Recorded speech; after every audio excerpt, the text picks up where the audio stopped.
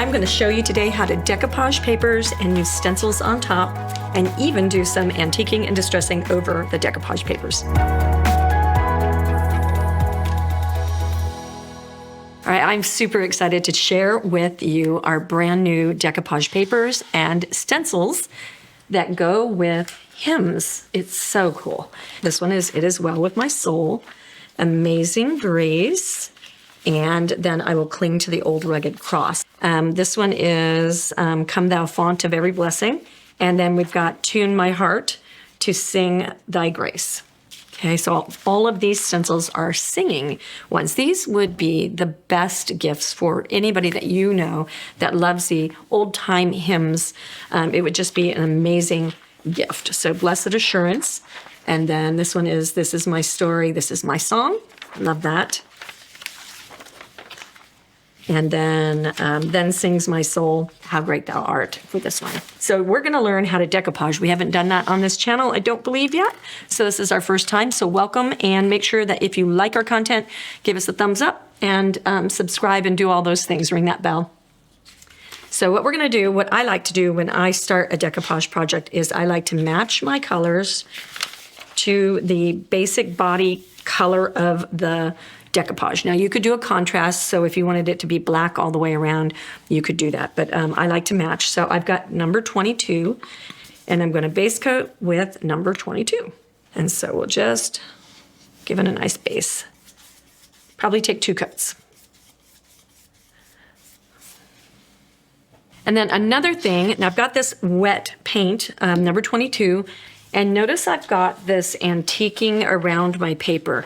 So you have a couple of issues with that. If you have antiquing and then this paper only goes up to the steeple area, so I have to blend the papers or accept the contrast. So what I'm going to do is take number 44, my wet paint on my church here, and I'm going to dirty brush blend just into this wet paint just to give it a little bit of movement. I think that's a little bit too dark, but I'll fix it in a second. And actually what will happen is when you wet and wet paint, you go back and you play with the paint until you like it. And then if you wanted to, you could pretend like this was, like the church had like some weathered batten wood. Give it that effect.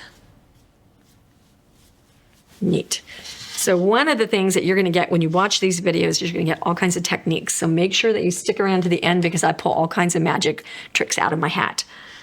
All right, so now we let this dry, and we want to get it thoroughly dry before we move on to the next step. Okay, and while that dries, then what I also like to do is I like to tear and not cut my paper so that it's irregular.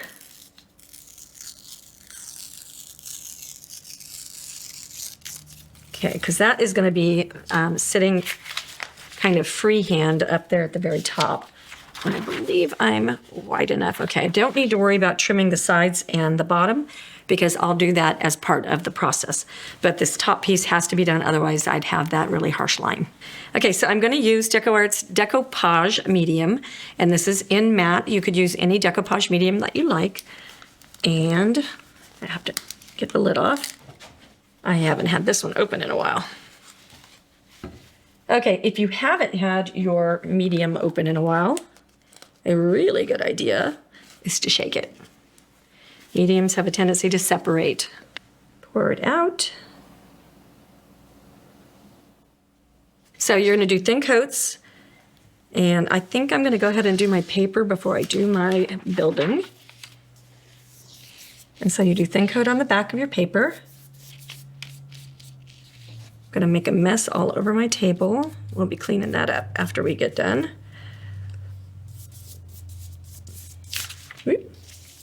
Go in one direction on the paper for that reason right there. Much easier. Doesn't make as big a mess.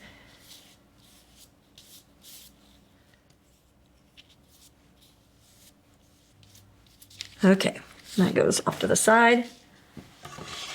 we get this, you kind of got to work quickly. It dries clear, so I don't care if I get exactly where the paper stops. Actually, I'll just go over the whole thing. That way I don't have any kind of line.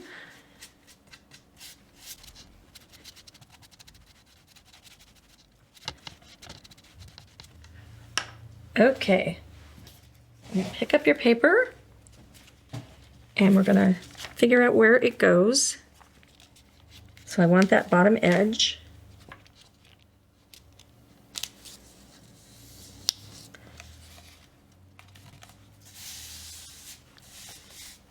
And go from the middle and mush it out how you want it. And then I'm going to use a brayer. And the brayer will squish everything down really tight, and this has got a foam head on it.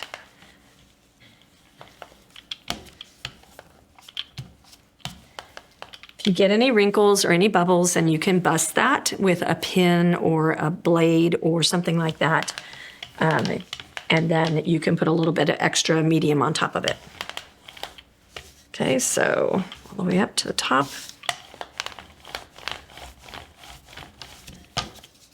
A little wrinkle down here, smooth them out. And then we'll go across next to our edge just to make sure it's all the way tapped down. Okay, now we're gonna let that dry, and we'll put a top coat of the decoupage medium on top. Okay, so I'm basically dry. I went ahead and hit the blow dryer, so you can do that. And then you do a top coat. You can do as many top coats as you want. Just do them thin. And it just secures everything. It's like a glue sandwich is what I call it. And then we go ahead and go against the grain out there where the paper's torn.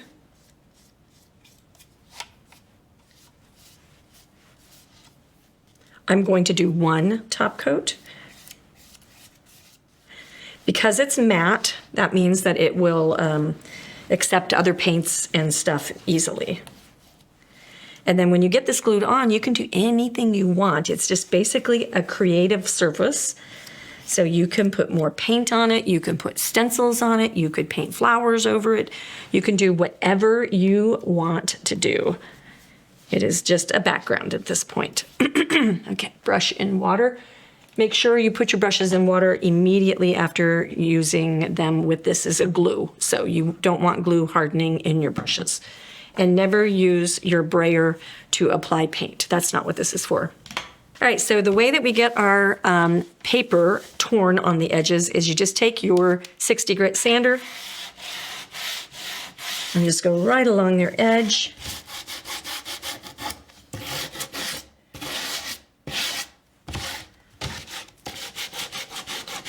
And then it just kind of tears, well, not enough yet. And it just cuts right off. Okay, and then on the two sides right here, I have these top pieces. This is one of our 3D wood surfaces. So we have the best surfaces. They're all laser cut.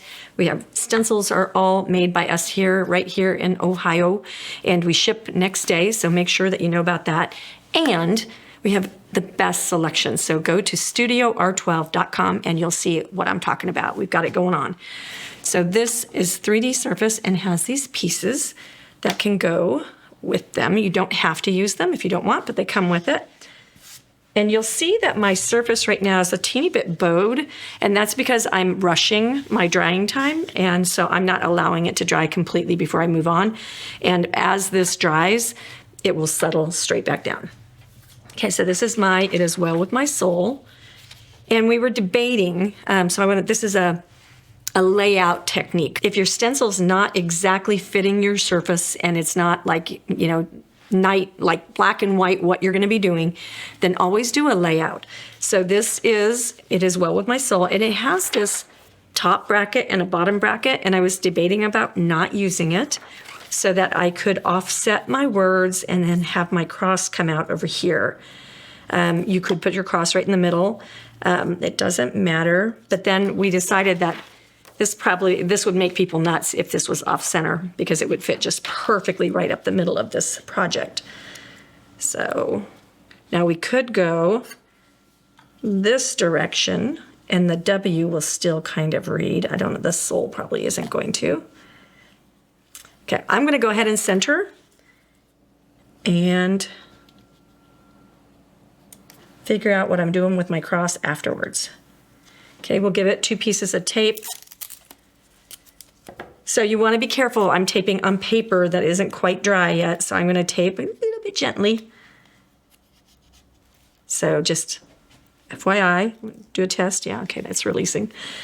And then we're going to go with a black brown. So I'm going to do number 17 and mix it with number 28. Okay, so get my black mixed up.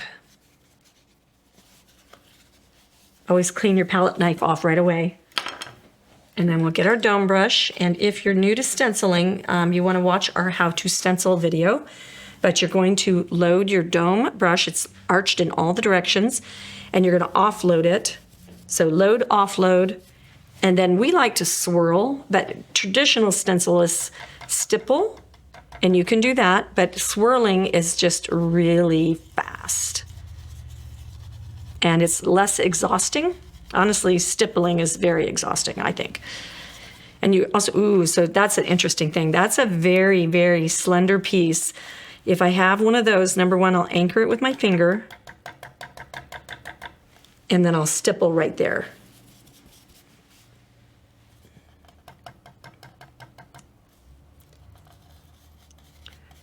Make sure I'm hanging on. Sometimes you need delicate on a stencil.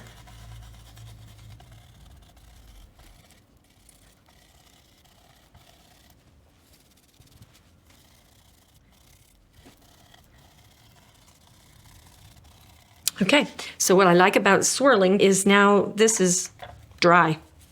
So I don't have to wait for drying time because I've only put on just a scant amount of paint. Okay, I'm gonna take a little peek. Awesome, I think that's perfect, okay? Peel my stencil. And then we have to deal with up here just a little bit. So we're gonna get out our Liquitex Basics acrylic, and it's a modeling paste.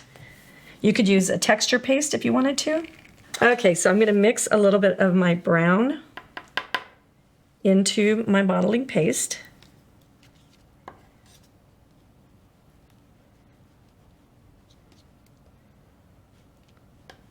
And that is not gonna be the color I want at all.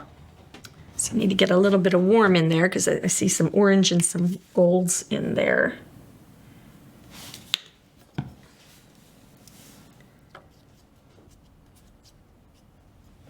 Okay, we're gonna get out some of our 22.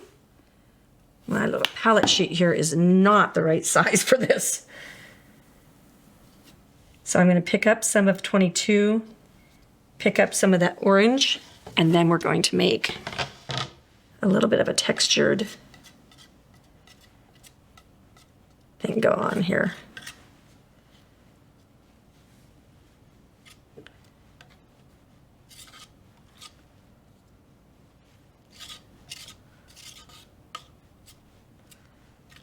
And then to make things kind of go together, we're going to come in here and bring some of this through our piece. Ooh, don't cover up the name of the song. Not that the stencil doesn't show it.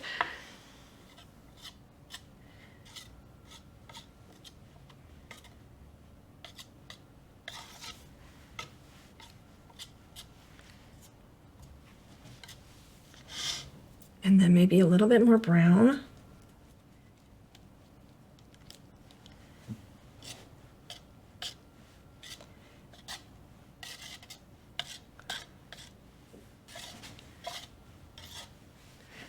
You could crackle. You could do all kinds of things with this.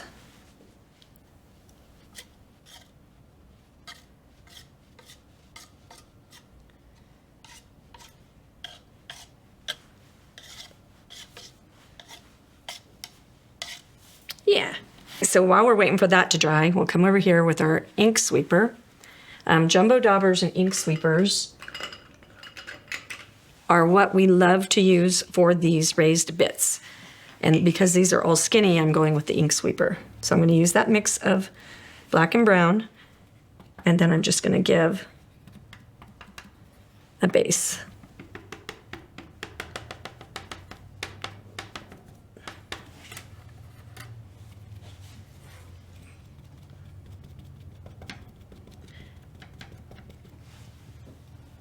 I am going to get out Cypress, and I'm going to do a little bit of an antiquing on this, and this is Minwax. It's a water-based stain, and so this is amazing stuff. If you have friends that paint, buy a can, get some of these honey bottles, and share it, because a little goes a long way, and it's expensive, but worthy. And then one thing that I noticed, so we made little stain sticks. I got stir sticks from the store, Lowe's store, and then I wiped on the stain, and then just to get to be clear of what it is, and then labeled them. This does not look like anything like what's in this jar.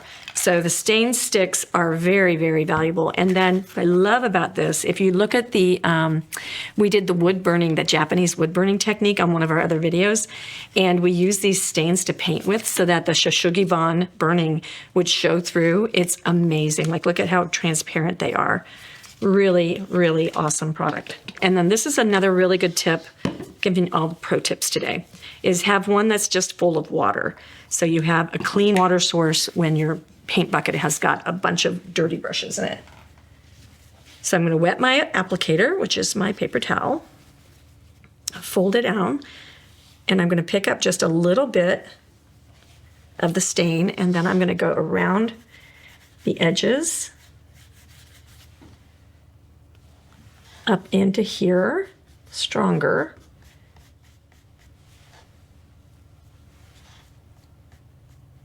I may even need to get out something darker.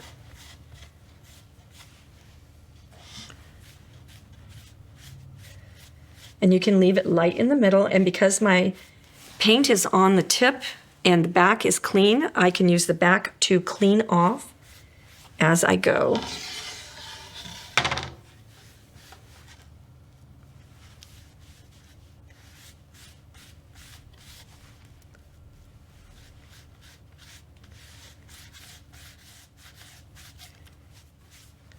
Maybe just a little bit stronger.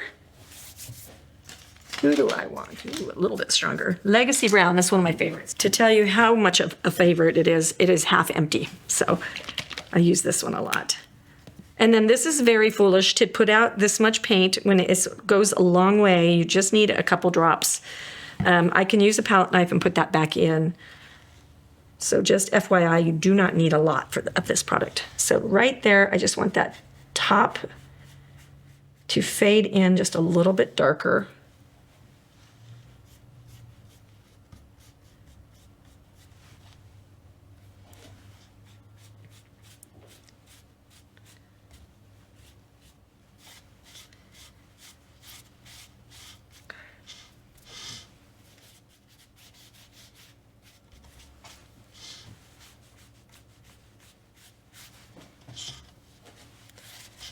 If we think that's just too light, you can do an all-over wipe. And then if I wanted to, I could go into my rough sanding and go over the paper and the stencil and just add some extra texture. Okay. All right. I'm going to let this dry, and then we're going to glue on our parts. We're going to use the Aleene's tacky glue. You just put it on the back, place your things, let it dry.